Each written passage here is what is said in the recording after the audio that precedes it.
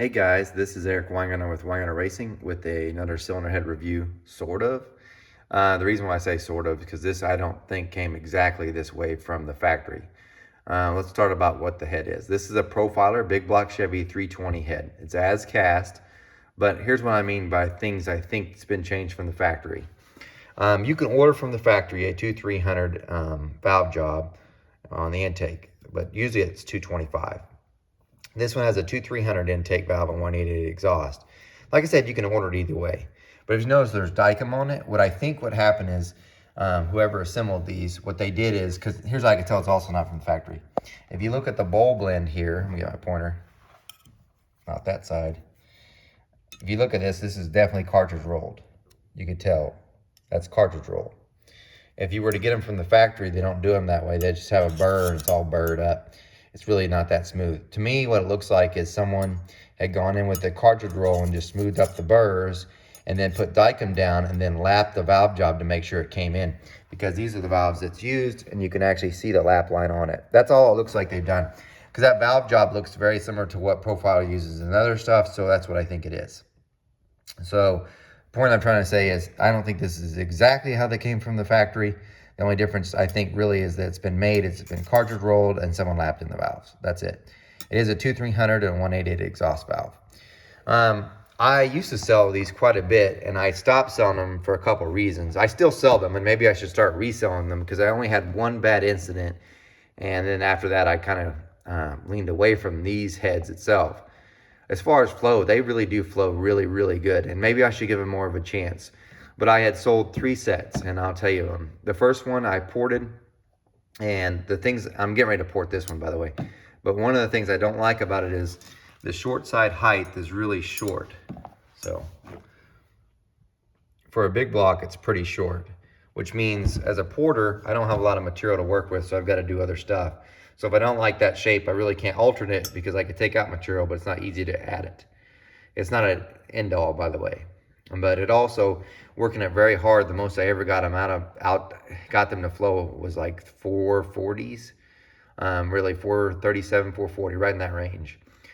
And that's about all I could just get out of this head. So that was one of them. But the engine made great power. I think it made like 1,000 or something. That was one. The next one I sold, it was just out of the box, and I went on a guy's car that ran 6.0 index, and he did great. So it was just like this pretty much, except for it was a 225 valve job, and he did really well.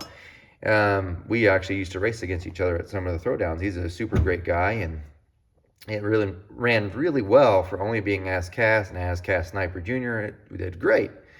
The third one's the one that got me. I sold a set of 290s, which are just like this, just a smaller version, and did a little port work, sent them out, and the guy made okay power, but he called me up because he had a major complaint, and it wasn't something I had done, it was something from the head, and let me show you. He had complained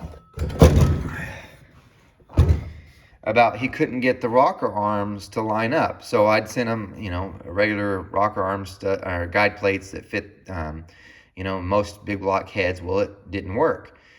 Well, I sent him out the adjustable ones that Dart makes, and it took a lot of work and a crazy amount of time, and he just barely got it. And you could see from the pictures he sent that it wasn't lining up right. Now, I don't know if that was just one bad casting, because the other 2 customers never complained about it.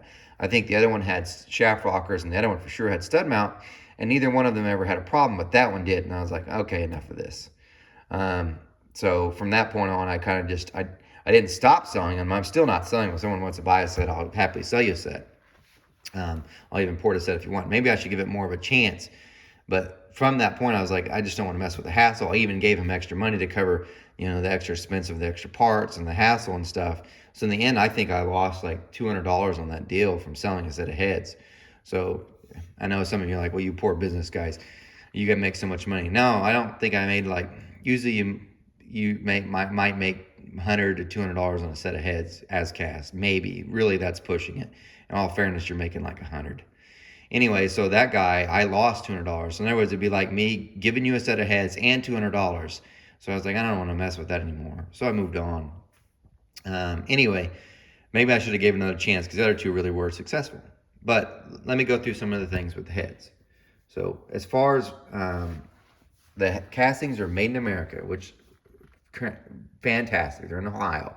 I think part of the problem is since they're profiler, people think they're pro comp, so they think they're made in China. They're not made in China. They're made in America. So these are quality heads. The casting's nice and thick.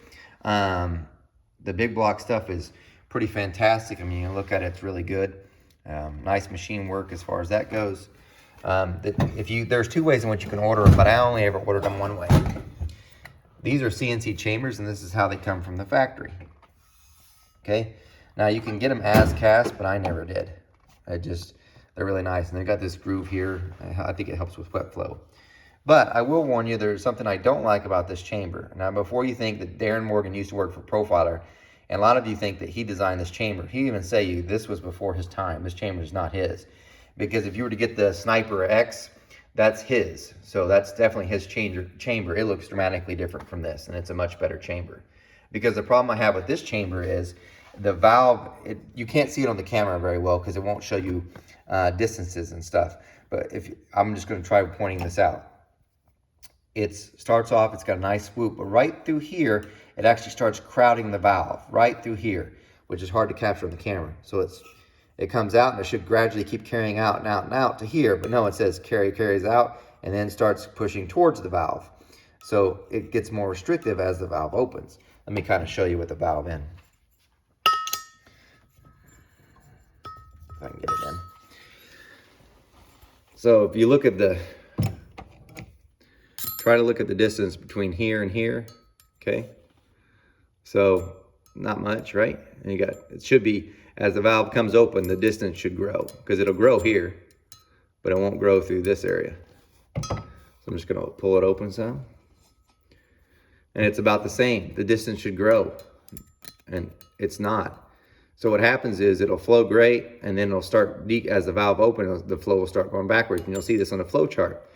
So what I have to do is when I'm grinding, I'll have to actually grind this chamber and take out this part right through here so that it's a continuous cone. Well, grinding that causes the CCs of the chamber to go up, which means you lose compression ratio. So to make up for that, I have to mill the heads. So it was like another operation. But anyway, it's just something I don't like about this.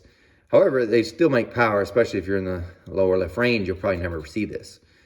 Say if you're like 720 left or so, you barely get into that area. But a lot of guys, like this guy's gonna run like an 8 something lift, so I really need to address it anyway.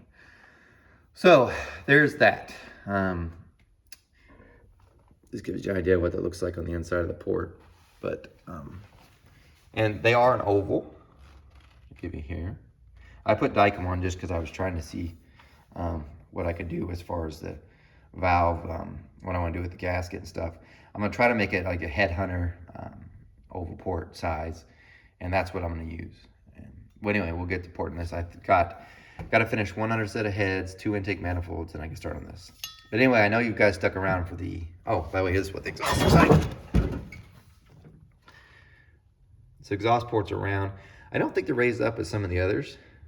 You can kind of tell from the flow numbers because it's got really great upper flow numbers, but the low and mid lift aren't as good as some other heads. But anyway, let's look at the numbers. Okay, these are the flow numbers, and let me explain. This was done on a 4625 bore. Which you're like, why'd you use it on such a big bore? Well, he's going on a 598. That's a 4.6 bore. Mine's a little bit bigger, but that's the closest one I have.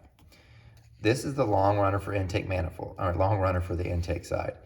If you know anything about big blocks, you've got the short runner and you've got a long runner. This one's moving towards the center, this one's moving towards the wall. The short runner usually flows worse. I flow both.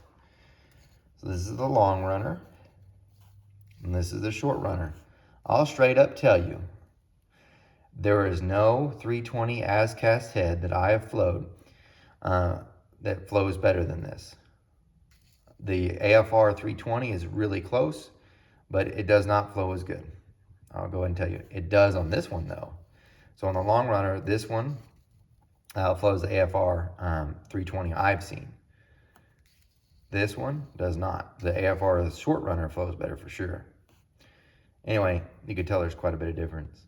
These are still really good numbers for a 320 as cast head. It's really good, especially for the price. So these are American made head for what they would cost, and I don't know off the top of my head that they are pretty good as far as price. This is the exhaust numbers, and this is without an exhaust pipe. It flows 300 CFM at 1 inch of valve lift, which I'm going to hear it again. Why do you care what it flows at 1 inch valve lift? Well, tell me what it's going to do at peak. So if it starts nosing over, I have an idea. And you remember when I said how it starts backing up? If I look at 800, it goes 390, 382, 383. So you see how it dropped? That's from the chamber. Now it doesn't do on the end on the short one because of this. It's not moving enough air for that to be a restriction. Once it ports more, it'll start doing that. Anyway, really good numbers, especially through here.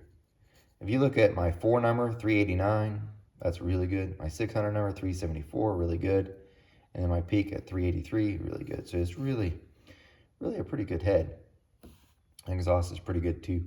Now this is done without an exhaust pipe before someone asks.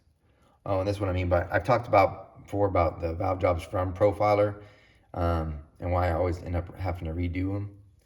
I just spotted it, so I'm showing you. This guy lapped in the valves, but you can see it right there. Look at the exhaust. Okay, he's put Dicom on, I didn't do this. And then he lapped. And you can see you got a nice perfect ring, it's colored all the way across. And then I look at this. See it there? You have nice and it's clean, and then you've got the shadow, that blue right there. That's not sealing up. Okay, it looks like you're good, but if you can see blue through there, it means it's really only sealing the outsides and not all the way through. So this is not a good valve job. Now, not to worry, I'm gonna porting this head, and this will be changed to a 2350 intake valve and 50-degree exhaust valve because he's gonna spray some nitrous valve job, and it'll get changed anyway. But thought I'd show you that. Anyway, thanks for watching. Restaurant recommendation. Okay.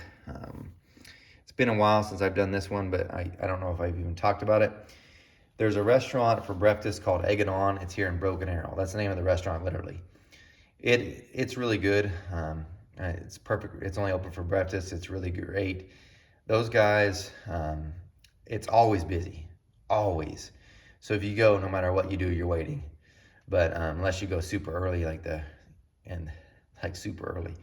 But their breakfast is really great. I think it's kind of pricey for breakfast, and some people don't like to buy breakfast stuff, but I do for whatever reason. I'm an omelet fan, but definitely go there. That's a good choice. I don't even know if I might have done this before. I need to make a list and write off the restaurants I've done, but give that one a shot. Anyway, thanks for watching, and look for some videos on Friday. We'll be talking about the S10 stuff, and I went to a circle track race, and I'll try to share some of it was nice, and I enjoyed it. One of the cars that I have my heads on was running. But anyway, I'll try to put some of that together on Friday. Yes, I do enjoy circle track. I love drag racing, but circle track to me is more exciting. Anyway, you guys take care.